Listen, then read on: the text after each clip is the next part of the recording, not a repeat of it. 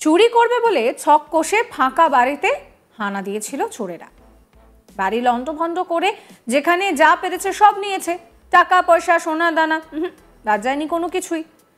যখন চলে যাবে হঠাৎ করে এমন সময় চোর বাবাজির চোখ পড়ল বোতলের দিকে, আর সেটা দেখা মাত্র স্টপ। সে তো যে সে বোতল নয়, সে তো ঠুকুর বোতল। লোভ আর সামলাতে না পেরে গ্লাস জোগাড় করে বোতল নিয়ে সমস্ত কিছু আয়োজন করে সে বসে পড়ল। বোতল শেষ করে তারপর সেখান থেকে চম্পট চোর বাবাজিদের। চোরেদের এই কাণ্ড দেখে বাড়ির মালিক দক্ষিণ 24 পরগনার সোনারপুর থানা এলাকার সুভাষ গ্রামের বাসিন্দা গোমস দম্পতি। তাদের ক্যাটারিং এর ব্যবসা রয়েছে। এর পাশাপাশি বাবলু গোমস ড্রাইভারের কাজও করেন। তার স্ত্রী টুটু গোমস রান্না বান্নার কাজ করেন। পিকনিক গার্ডেন এলাকায় তাদের পারিবারিক একটি অনুষ্ঠান ছিল, যেখানে তারা দুজন গিয়েছিলেন। রাতে বাড়িতে কেউ ছিলেন না। ব্যাস, ফাঁকা বাড়ির সুযোগ নিয়ে চোর বাবাজিরা ভেতরে ঢোকে। মেন গেটের তালা ভেঙে তারা বাড়ির ভিতরে ঢুকে যায়। শোয়ার ঘর একদম লণ্ডভণ্ড করে দেয়। আলমারির তালা ভেঙে সেখানে রাখা নগদ 40,000 টাকা, সোনার বালা, সোনার কানের দুল, আংটি, হার, এ সমস্ত কিছু মিলিয়ে মিশিয়ে লক্ষাধিক টাকার গয়না নিয়ে তারা চম্পট দেয়। ঘরের মধ্যে একটা বোতল ছিল। চম্পট দেওয়ার প্ল্যানিংটা এতদূর ঠিক ছিল যদি ওই বোতলের দিকে চোখ না পড়তো। রান্নাঘর থেকে কাঁচের গ্লাস এনে আরাম করে পুরো বোতলটা তারা ফাঁকা করে দেয়। সিসিটিভি ক্যামেরায় সন্দেহজনকভাবে দুজনকে ওই বাড়ির ভিতরে প্রবেশ করতেও দেখা গিয়েছে। তারাই এই ঘটনা ঘটিয়েছে বলে প্রাথমিকভাবে অনুমান পুলিশের।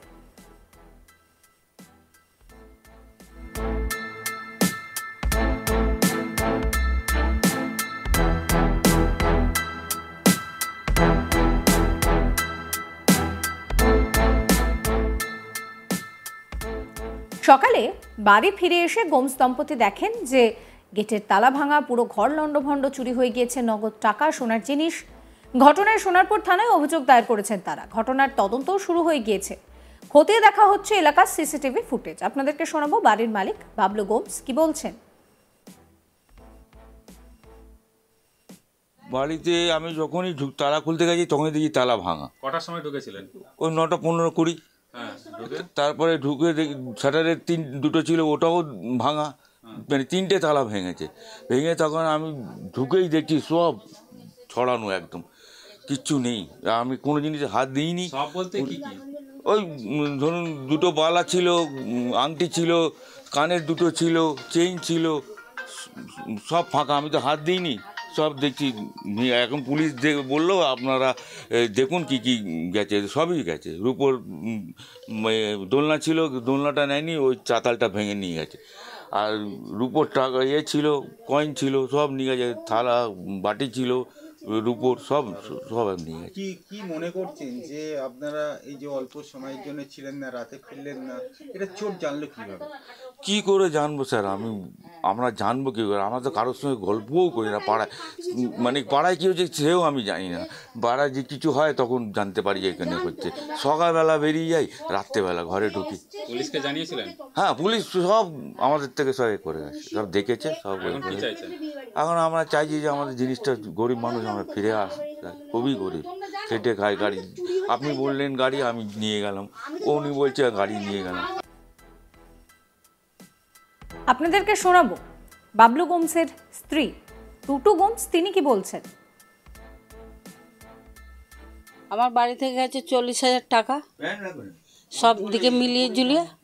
আর কানের গেছে, গলার গেছে, এক জোড়া কানের, এক জোড়া গলার গেছে, একটা হার, আর বালা গেছে, রূপোর কয়েন গেছে 4টে, রূপোর সিংহাসন গেছে, রূপোর থালা গেছে একটা। সব মিলে কত টাকা সামগ্রী? সব মিলে 1.5 লাখ টাকা মতন জিনিস গেছে আমার। কোথায় গেছিলেন আপনারা? আমরা গেছি বিয়ে বাড়িতে, ওর একটা অনুষ্ঠানে গেছিলাম। কতক্ষণ ছিলেন না বাড়িতে? ওখানে ধরুন আমি বেরিয়েছি সকালবেলা, আমার স্বামী এসে সন্ধ্যের সময় সন্ধ্যে দিয়ে গেছে, আর 7টার সময় এখান থেকে বেরিয়েছে। 7টা থেকে সকাল 9টা অবধি, রাতে ফিরিনি আমরা। সকালবেলা এসে কি দেখলেন? হ্যাঁ, সকালবেলা এসে দেখলো যে তালা ভেঙে ঢুকেছে। তালা ঘরের ভাঙা, ভিতরটা কিরকম ছিল? ঘরের ভেতরে এরকম সব ছড়ানো ছিল, আরো এইরকম সব, আরো কাপড় চোপড় এদিকে সব ছড়ানো ছিল, ওখানে আলমারির পেছনে ছড়ানো, নিচে ছড়ানো ছিল, সব সরিয়ে দিয়েছে, এখন ভেতরে একটু ঢুকিয়ে দিয়েছে জিনিসপত্র। আমার এমনি কাপড় জামা কিছু না, এখন পুলিশ কি এতে। চাইছেন? এখন চাইছি আমি যা জিনিস গেছে আমি ফেরত পাওয়া যায়।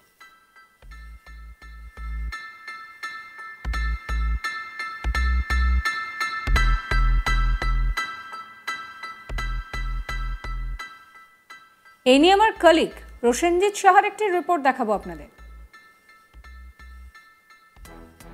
বাড়ি ফাঁকা থাকার সুযোগ নিয়ে কার্যত চুরির ঘটনা ঘটল দক্ষিণ চব্বিশ পরগনার সোনারপুর থানার অন্তর্গত সুভাষগ্রাম এলাকায়।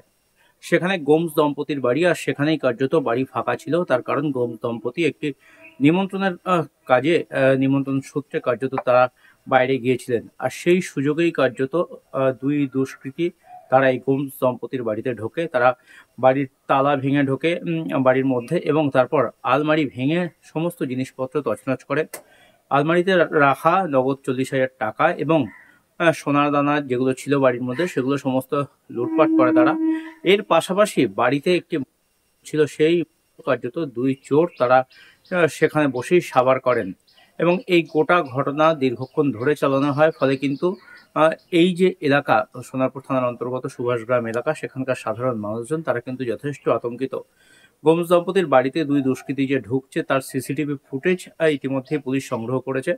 পাশাপাশি সেই ফুটেজ খতিয়ে দেখে এই ঘটনায় যে বা যারা যুক্ত তাদেরকে শনাক্ত করার চেষ্টা করছে সোনারপুর থানার পুলিশ। তবে মঙ্গলবার দুপুর পর্যন্ত কাউকেই এই ঘটনায় আটক বা গ্রেপ্তার করতে পারেনি সোনারপুর থানার পুলিশ।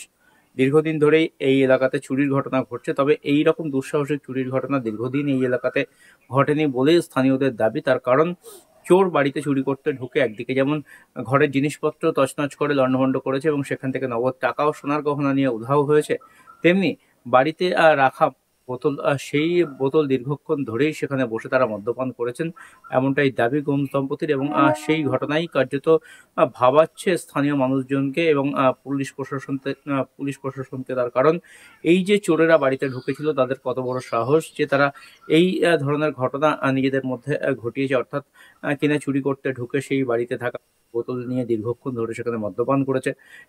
ফলে তাদের যে কতটা ভয়ডরহীনভাবে তারা এই চুরির কাজ এবং তারপরে দীর্ঘ সময় ধরে মদ্যপানের যে ঘটনা তারা ঘটিয়েছে, সেটাই মূলত ভাবাচ্ছে প্রশাসনকে এবং স্থানীয় মানুষজনকে।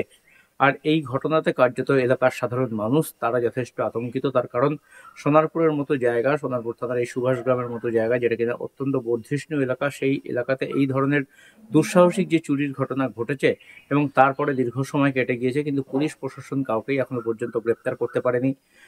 বাড়িতে ঢোকার সিসিটিভি ফুটেজ দেওয়া হয়েছে, সেই ফুটেজ শনাক্ত করে এখনো পর্যন্ত পুলিশ কাউকে গ্রেপ্তার করতে পারেনি বলেই এলাকার মানুষজন তারা কিন্তু যথেষ্ট আতঙ্কিত, এবং এই ধরনের ঘটনার পুনরাবৃত্তি আবারও হতে পারে বলে তারা আশঙ্কা প্রকাশ করছেন। সাবস্ক্রাইব করবেন আজ তাক বাংলার ইউটিউব চ্যানেলকে, ফলো করতে ভুলবেন না হোয়াটসঅ্যাপ চ্যানেল।